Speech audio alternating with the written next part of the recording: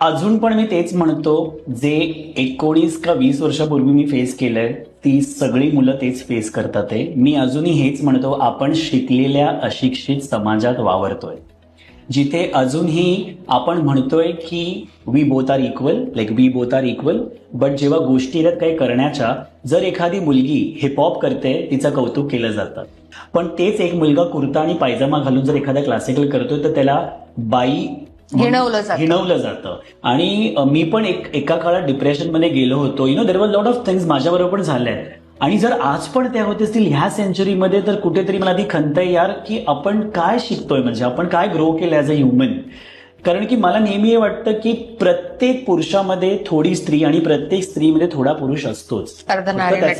फक्त त्याचं मोजमाप वेगवेगळं आहे असं मला वाटतं. पूर्ण एपिसोड पाहण्यासाठी आत्ताच डाउनलोड करा अल्ट्रा झकास मराठी OTT ऍप.